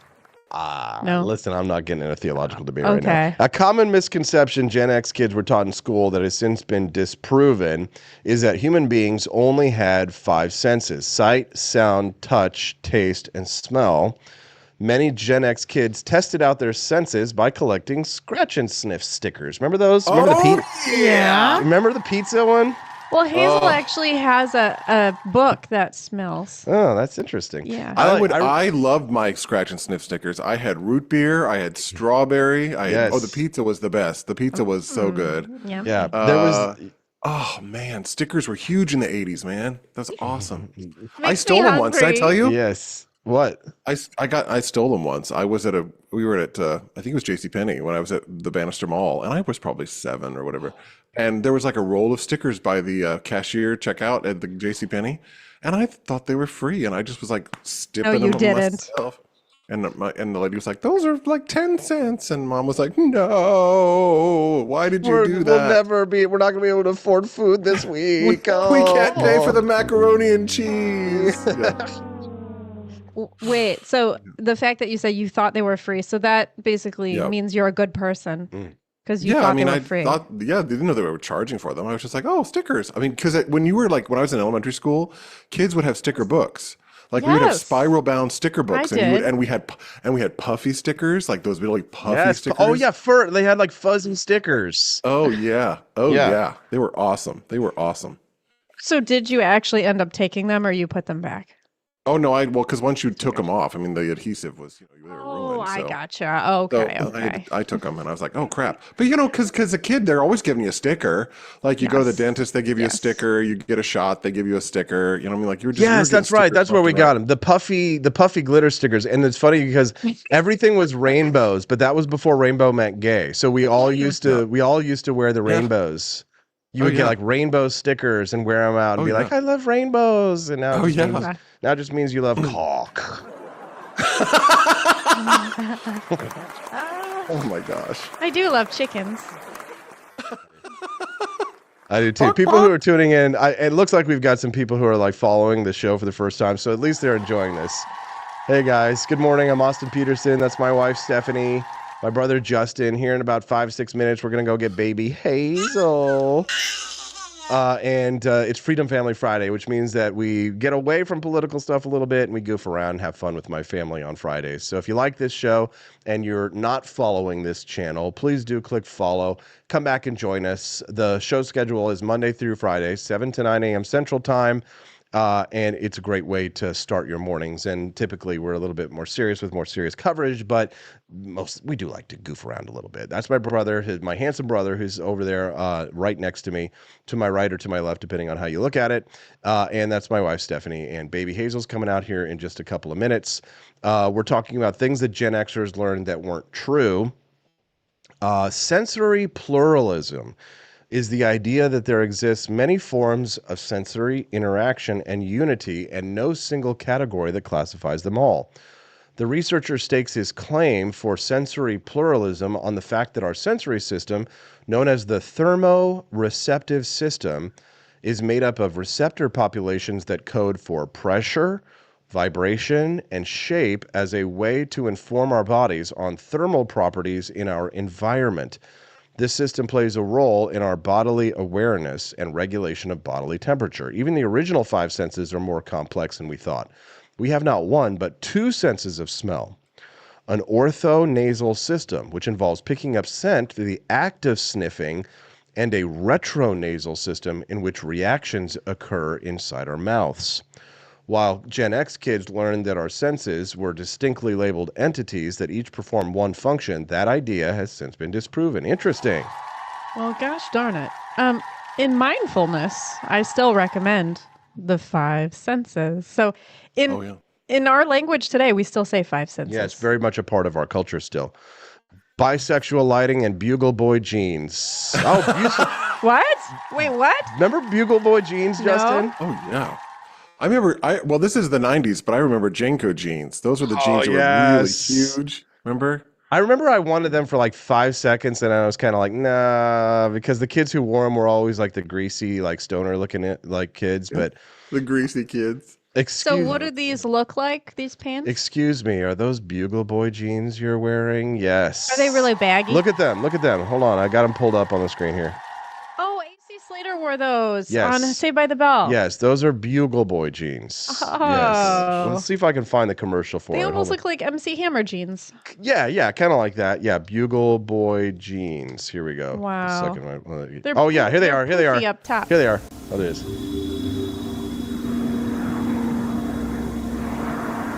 I remember this commercial. A woman like drives by a man at 90 miles an hour. Excuse me. Are those Bugle Boy jeans that you're wearing? Hell nah, ho, you know they polo. Thank you. Okay, somebody messed with the audio on that one, but yeah, she drives by and she goes, "Excuse me, are those Bugle Boy jeans you're wearing?" And he says, "Yes," and then she just keeps driving. Yeah, Oh, so that's a great commercial. yeah, good commercial. What the hell? Oh no, hold Wait, on a what's second. playing? Hold on, stop the music. Stop the music. What? Are we Almost- having a dance party? Yes, we are. Here we go, guys. We've already been wait. demonetized, so I guess we can. Yes. Ah, I love music. They're all in the they're in the chat talking about they're talking about Z Cavaricis. Oh, yeah. I remember Z Cavaricis. People wear the Z's on them, Z Cavaricis. I don't Before know your this. time. Before your time. Was it Ocean Pacific? Ocean Pacific was OP, the other one. yes. Ocean OP. Pacific was another Yeah. one. Yes. That was a Yeah. big one in the 80s and 90s and stuff. Yeah. OP. I remember when Tommy Hilfiger was like really like a big one too. Oh yeah. Another one, and I've debunked this myth on my show quite a bit actually. the old wives' tale: eating carrots will improve your night vision. Oh, you told me the gosh. real reason was because was it the Germans that lied about it? The British. Oh, the British lied about it during the war. Yeah, it was propaganda from World War II to Yes. prevent the Germans from figuring out that we had radar. Mm-hmm. So they said that the reason why British pilots were able to shoot down so many aces is because they give them a diet of carrots, and they have which has beta carotene and vitamin A, and vitamin A is good for eye health. So, but that was a way of throwing them off, so that they didn't know that we had radar. That's why we could shoot them down. So the Germans started adding carrots to their meth. Is that what happened? Yeah, to their Pervitin. Yes, yes.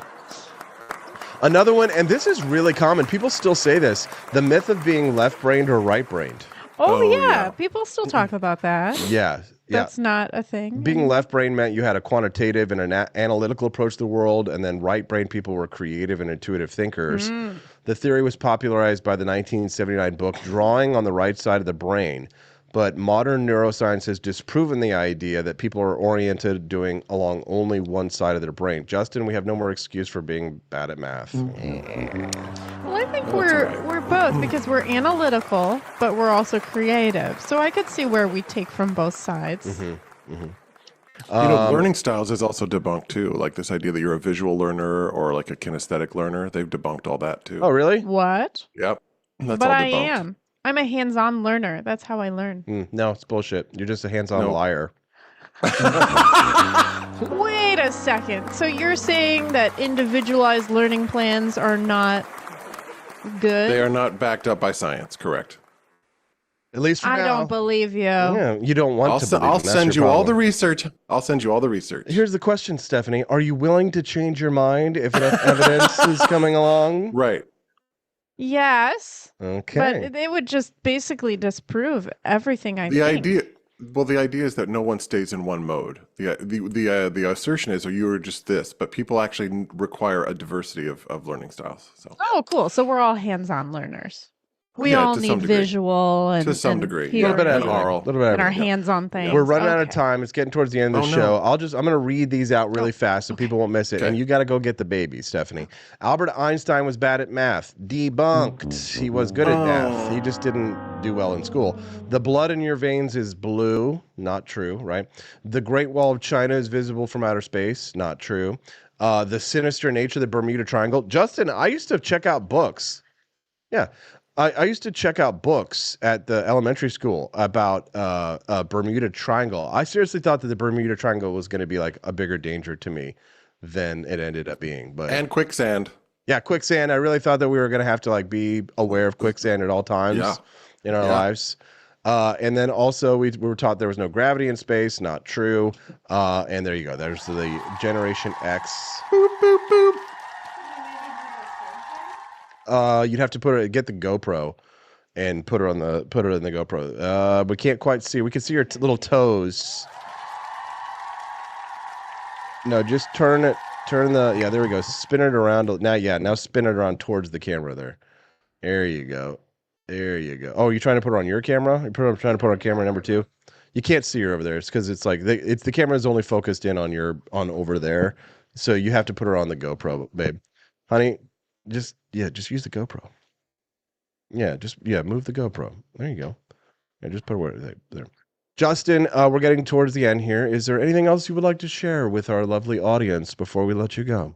Well, first of all, I'd love to say happy Thanksgiving early to everybody. Yes. Thank you. Enjoy your wonderful time with your friends and family.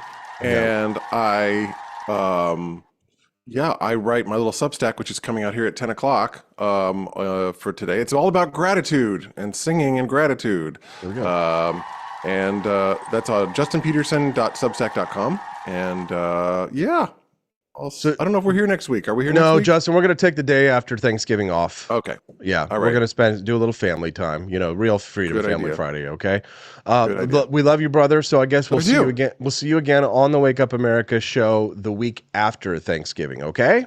Sounds like a And then plan. we'll see you in person. We'll try and get you on set if we can during the Christmas season, okay? Love you, brother. Have a good one. Love you too. Talk to you very soon. There she is. That's the bonus baby right there. Yes, very cute. Very sweet. She is a sweet little baby, our little Hazel Rose Peterson. She's really changed a lot these days. She's making different noises. Have you noticed, Stephanie? She really is, yeah. I think so, possibly. Yeah, they might be able to hear you. Yes. Yeah. She's not just saying, like the H noises. Yeah, she's making... Like, ooh, and they make a little gurgling. Yeah, she's making little gurgling noises these days. We appreciate you guys tuning into the Wake Up America show. As you exit, do you guys know how to get out when the show's over? Just FYI, hold on, we'll turn on the lights in here. Everybody turn on the lights, okay? It's time for us to head out, but as you exit through the grift shop, right? Some awesome grifting. You will get some incredible, delicious coffee at Founding Flavors Coffee. Yes, will you not?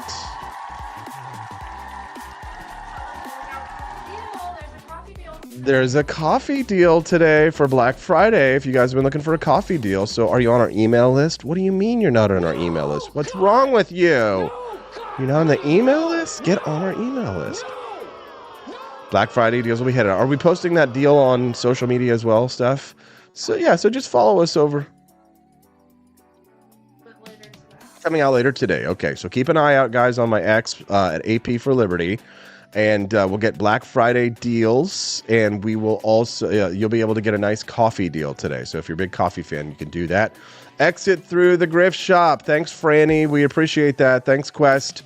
Sign of Jonah, LW78, Bruce Burt Whistle, Ike Giving a Shit, Joni Rankin, Steel Bringer, Will Run Riot, Sign of Jonah, Dadbod Baboon, Frickety, Obadiah, Bucks, Nasty, Not So Nasty, quite nice in fact, Luke Sacker, Whitey White 14, our resident white nationalist, joining us there. And Kermode Bear, all of our friends joining us here live on the show. We appreciate you. Thanks for your comments. Thanks for being part of the show and supporting us. Look at that beautiful woman. She's so pretty. I get to go home and make out with her with my snotty face and nose. It's going to be great. We'll see you guys here on Monday on the Wake Up America show on the 4 Liberty Network. Bye, guys.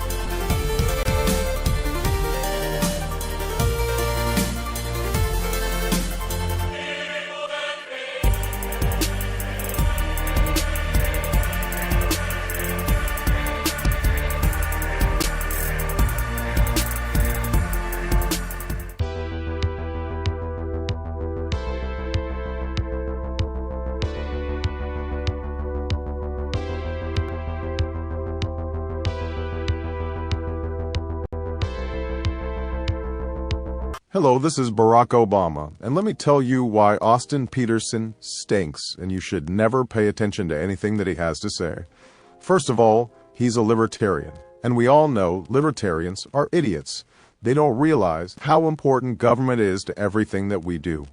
I recently became aware that Austin has opened up a libertarian shop at apeforlibertyshop.com. Now, I'm asking you as a personal favor to me that you never ever visit apeforlibertyshop.com. With all of the great Liberty merchandise there, the last thing that we need to do is to get people spreading this message around the country, because then they might start thinking that they don't need government. And that's the last thing that good Democrats like us want. So if you love democracy, like me, and hate freedom, then don't visit AP for Liberty Shop. Like I said, whatever you do, do not visit aporlibertyshop.com. I'm Barack Obama, and I approve this message.